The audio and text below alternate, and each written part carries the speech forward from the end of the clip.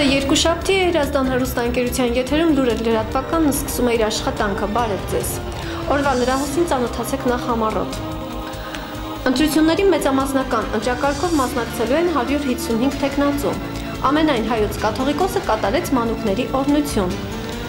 Նախագահ այցելել է ճանապարհային ոստիկանություն։ Եվրոպայի ծանրամարտի առաջնությանը Հայաստանը հանդես կգա 3 ծանրորդով։ Այժմ այս եւ այլ նորությունների մասին առավել հանգամանալից մայիսի 6-ին կայանալիք խորհրդանական ընտրություններում մեծամասնական ընտրակարգով մասնակցելու են 155 թեկնածու։ 3 ապրիլի 1-ին ժամը 18-ին ավարտվել է թեկնածուների գրանցման գործընթացը։ 41 ընտրատարածքային ընտրական հանձնաժողովները նախապես հայտ ներկայացրած 181 թեկնածուներից գրանցել են 155-ին։ Մնացած 26-ը տարբեր պատճառներով դուրս են մնացել հետագա պայքարից։ Կենտրոնական ընտրական հանձնաժողովն էլ մերժել է 3 թեկնածուի գրանցումը։ Մասնավորապես մերժվել են Հայ ազգային կոնգրես դաշինքից Խաչատուր Սուքասյանի եւ Օրինաց երկիր կուսակցության ընտրացուցակից Արամ Հարությունյանի ու Գուրգեն Թոսունյանի գրանցումը։ Եվս 8 թեկնածուներ ինքնաբացարկ են ներկայացրել։ ՕԵԿ-ից ինքնաբացարկ է հայտարարել նախկին գյուղնախարար Գերասիմ Ալավերդյանը, միավորված հայերից Տելեմ Ակաֆրիկյանը, Բարգավաճ Հայաստանից Սերգեյ Բագրատյանը եւ Մհեր Պողոսյանը, Հայաստանի Հանրապետական կուսակցությունից Դավիթ Սարգսյանը, Արտեմ Սարգսյանը, Արմեն Բաղդասարյանը։ Կենտրոնական ընտրական հանձնաժողով նաեւ գրանցել է համամասնական ընտրակարգով հայտ ներկայացրած կուսակցություններին եւ 1 ընտրական դաշինքի։ Հայաստանի Հանրապետության նախագահը այսօր ներկա է գտնվել ճանապարհային ոստիկանության Երևանի հաշվառման քննական բաժնի բացման արարողությանը։ Հանրապետության ղեկավարը ծանոթացել է այդ նոր ստորաբաժանման գործունեությանն ու տրանսպորտային միջոցների գրանցման, հաշվառման, վարորդական վկայականների հատկացման գործընթացի բարեփոխումների ուղղությամբ իրականացված աշխատանքներին,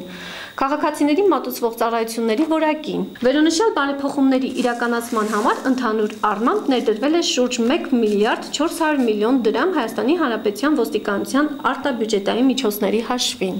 Այս տարի ապրիլի 1-ին Հայ առաքելական եկեղեցին տոնեց Ծաղկազարդը։ Այս տոնը տարիներ առաջ հռչակվել է նաև որպես մանուկների օրհնության տոն։ Այս առիթով Մայրաթոր Սուրբ Էջմիածնում առավոտյան ժամերգության ավարտին Միածնայր Սուրբ Տաճարի առջև հանդիսապետությամբ Գարեգին Բ Ծայրագույն Պատրիարք եւ ամենայն հայոց կաթողիկոսի կատարվեց անդաստանի արարողություն, որը օրհնվեցին աշխարհի 4 կողմերը։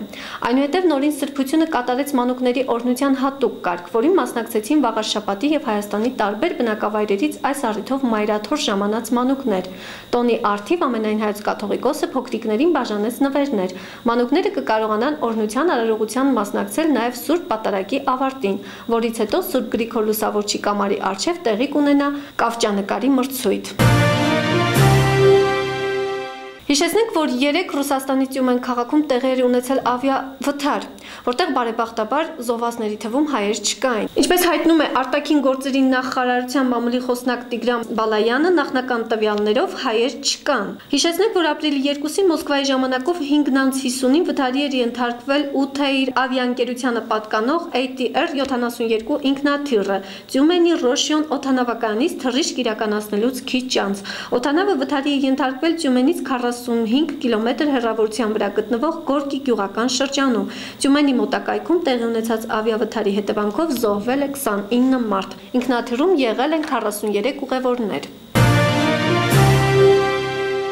Այժմ մեկ հետաքրքրաշարժ նորություն։ Չինաստանի բնակիչներից մեկը, ով գործազուրկ էր, $31,000 սուզանավ է վաճառում։ Վույն նշել է, որ իր պատրաստած սուզանավը հիմնականում նախատեսված է տեղի ձկնորսների համար։ Արտաքնապես ձկան տեսակ ունեցող սարքը տեղավորում է 2 մարդու, կարող է սուզվել մինչև 20 մետր, ինչպես նաև ընթանալ մինչև 20 կիլոմետր ժամարագությամբ։ Ներկայում Վույի արհեստանոցում ավելի քան 10 երիտասարդ ներգրավված են նոր սուզանավերի ստեղծմանը։ Ես այնքան քաջ գտնվեցի, որ առանց տարակուսանքի գնեցի Վույի պատրաստած առաջին սուզանավը։ Այն օգնեց ինձ 40 րոպեում որսալ ավելի քան 50 կիլոգրամանոց ծովային վարունգ, ասել է առաջին սուզանավի տերը։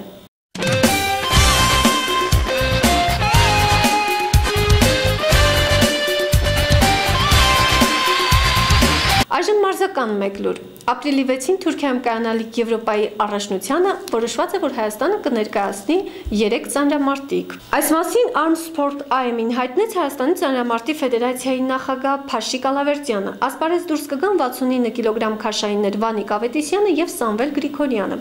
գերծանր քաշային Հայկ Հակոբյանը։ Հավաքականն Անտալիա կմեկնի Պողոս Պողոսյանի գլխավորությամբ։ Հիշեցնենք, որ կանանց հավաքականում այս տարի Հայաստանը ներկայացուցիչ չի ունենա, իսկ հայ եղանակը Հայաստանում կպայմանավորվի բարձր մթնոլորտային դաշտի առկայությամբ։ Ապրիլի 2-ին սպասվում է փոփոխական եղանակ։ Օրվա ընթացքում եղանակի բնույթը հնարավոր է մի քանի անգամ փոխվի։ Պարզ երկինքը կփոխվի խիտ անպամացության եւ հակառակը, սակայն ընդհանուր առմամբ էական տեղումներ չեն դիտվի։ Առանձին վայրերում, լեռներում, լեռնանցքներում հնարավոր է քամի, տեղ-տեղ մառախուղ, ցածր տեսանելիություն, ավտոճանապարհներին մերկասառույց։ Առանձին վայրերում ժամանակ առ ժամանակ հնարավոր են միայն կարճաթև թույլ տեղումներ։ Օդի ջերմաստիճանը կրկին մի փոքր կբարձրանա։ Առաջիկա շաբաթվա ընթացքում կրկին տաքանալու միտում է նկատվում։ Հրազդանում ապրիլի 2-ին 3-ին սպասվում է գարնանային ջերմ եղանակ, միայն երբեմն հնարավոր են թույլ տեղումներ։ Այսօր այսքանը, իսկ ես ձեզ հրաժեշտ եմ տալիս, կհանդիպենք լուրերի հաջորդ թողարկմանը։